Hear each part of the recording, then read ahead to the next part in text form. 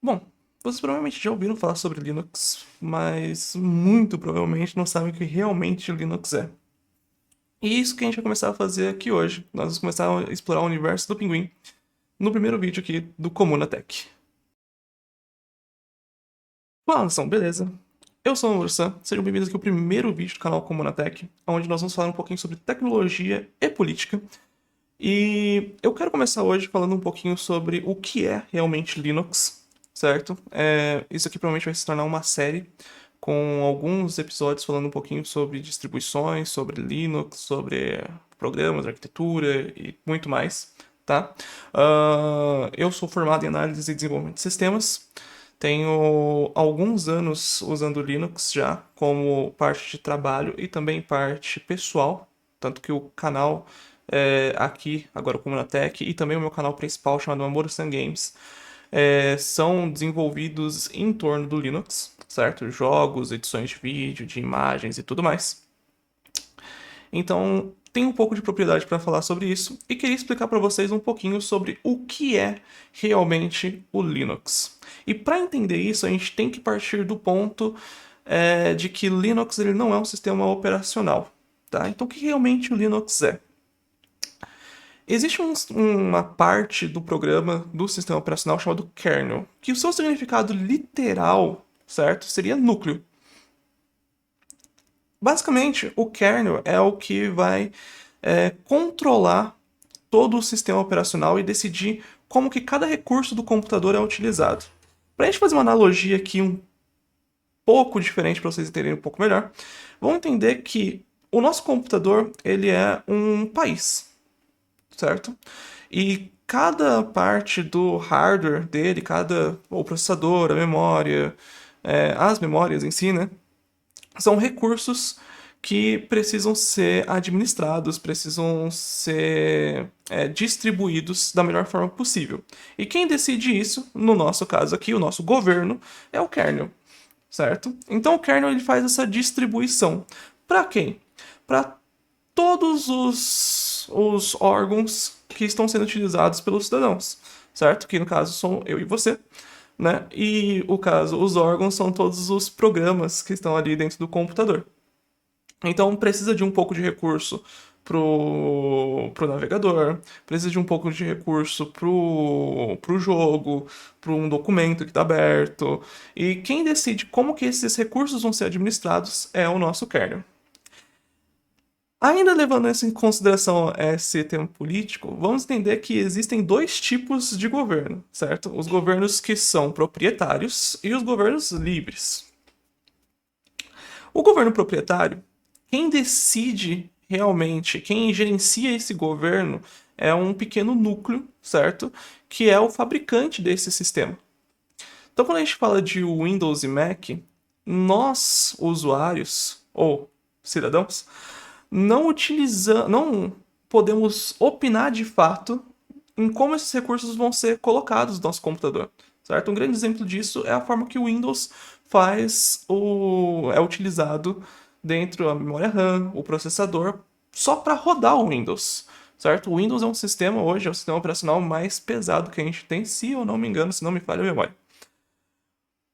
E quando a gente fala de um sistema proprietário, os outros recursos que estão sendo colocados ali também não tem como você opinar muito. Então, por exemplo, se você não quiser utilizar hoje o BitLocker, por exemplo, os sistemas de segurança hoje no Windows 11, você não tem essa opção de fato, certo? Porque, por exemplo, se você quiser jogar ou se você quiser fazer alguma mudança no seu computador, você tem que ir do seu e-mail, pegar uma senha para digitar no seu computador para você conseguir ter acesso ao sistema, porque você desligou a segurança do seu computador. Então você não tem realmente uma liberdade para fazer isso. Quando a gente fala de sistemas livres, essa é o pulo do gato, essa é a jogada. Quem está decidindo como vai ser utilizados os recursos, quem está decidindo como que cada coisa vai ser administrada, ou o que vai ter e o que não vai ter, é o próprio cidadão, certo? Então, seria basicamente a diferença entre democracia direta e indireta, certo? A democracia direta é onde o povo vota realmente se aquela lei vai ser aprovada, o povo está ali decidindo diretamente o que está sendo colocado nas políticas dentro do seu país. Né? E na política indireta, você vota em alguém e você pressupõe que essa pessoa vai fazer o melhor para você, certo? E nem sempre é o que acontece. Então, quando a gente está falando de kernel, é basicamente dessa forma que a gente tem que entender que ele funciona, certo? Então, os softwares livres, os kernels, o kernel livre, ele dá mais liberdade para o usuário decidir se ele quer colocar aquilo ou não. Um exemplo bem fácil de programa que a gente decide ou não se vai colocar no Linux é um antivírus, certo? Hoje em dia eu desconheço sinceramente uma pessoa que utiliza Linux e ela tem realmente ali um antivírus focado só para isso. Geralmente é porque ela pegou um antivírus para o celular e aproveitou e colocou no computador, como é o caso do Kaspersky ou outro assim, né? Mas quando a gente está falando de softwares proprietários, você é obrigado a ter um antivírus ali que é do próprio proprietário, certo? Então você está confiando duas vezes no sistema proprietário para decidir o que é melhor para você. E algumas pessoas podem não ver problema nisso, mas existem aí algumas implicações que a gente pode trazer em outro vídeo. E basicamente isso é o kernel. A gente tem hoje três kernels muito famosos, certo? Nós temos do Windows e do Mac, que são kernels proprietários, tá? Falando sobre eles, o nome do kernel Windows, se eu não me engano, é o NT kernel, certo? E o kernel do macOS e do iOS, certo? É chamado de XNU, certo? É XNU. Eles são kernels proprietários fechados, onde você não tem ideia do que realmente tá, como que é feito toda essa manipulação dentro do seu sistema, certo? E no caso do Linux, o kernel é o Linux, certo? Então quando a gente fala que nós estamos usando o sistema operacional Linux, tá certo e não tá. Popularmente falando, realmente você está utilizando o sistema Linux, certo? Mas Linux aqui é o kernel. Quando a gente está falando do sistema, a gente tem que entender que quando nós temos um software livre, a empresa que está fazendo o kernel ela não faz tudo, certo?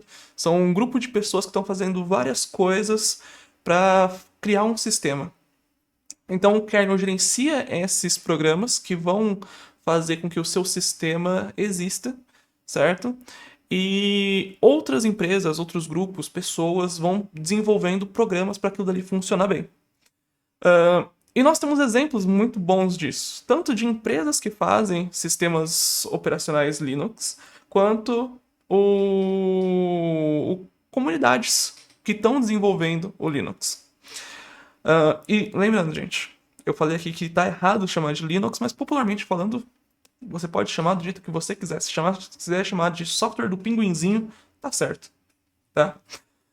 O importante aqui é entender que dentro do Linux nós temos distribuições, que são os sistemas operacionais de fato.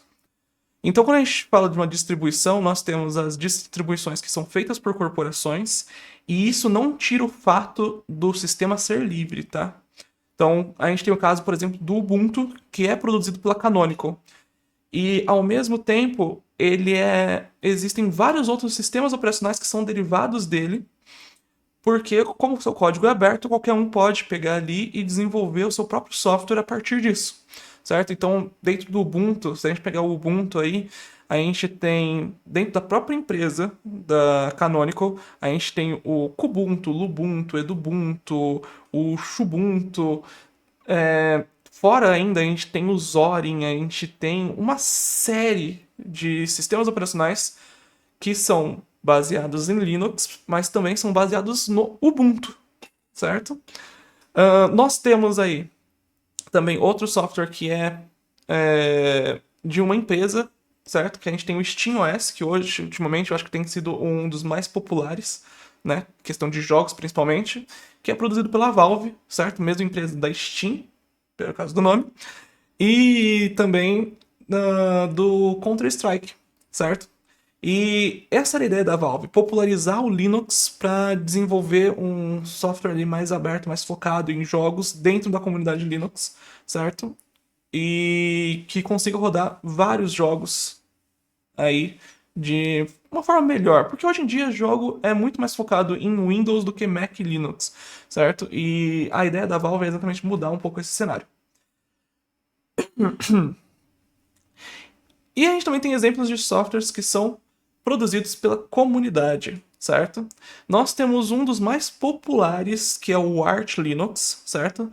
Que tem um intuito ali de ser um software não, como eu posso dizer, um sistema operacional mais fácil de se utilizar e ao mesmo tempo não, certo? Para quem utiliza Linux, acaba sendo um negócio mais fácil que você consegue modificar bem, certo? Consegue atribuir melhor as coisas como você vai fazer.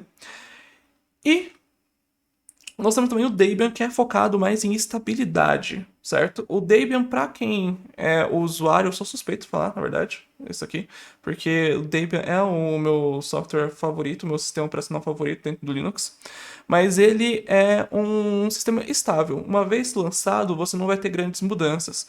É uma coisa que acontece muito com o Ubuntu e se vocês utilizam Windows, obviamente, vocês também vão passar por isso, que é toda vez que lança uma atualização para o sistema, alguma coisa quebra, para de funcionar, ou alguma coisa que você estava fazendo ali se perde, certo? E isso não acontece no Debian, tem muita estabilidade. É, E isso é uma das grandes vantagens que a gente tem com o Debian. Bom, gente, é isso aí. Esse foi o primeiro vídeo aqui do canal. Espero que vocês tenham gostado. Se gostaram, deixe seu like, favorita esse vídeo. Se inscreva se não for inscrito. Eu pretendo trazer aqui conteúdos com certa frequência. Eu ainda não sei como que eu vou fazer isso, não pensei muito bem. Mas eu pretendo trazer aqui alguns vídeos mostrando como instalar, como usar algumas ferramentas. A gente tem ferramentas hoje que são de softwares livres que são muito boas, certo? Que podem ajudar muito a gente a estudar, a fazer alguns tipos de trabalhos, alguns tipos de serviços, certo? E eu quero trazer aqui e preencher um pouquinho mais aí dessa lacuna aí da comunidade Linux, certo? Dar a minha contribuição para isso acontecer. Mas é isso. Um beijo na bunda de todos vocês e até o vídeo que vem. Falou, fui, até a próxima. Tchau!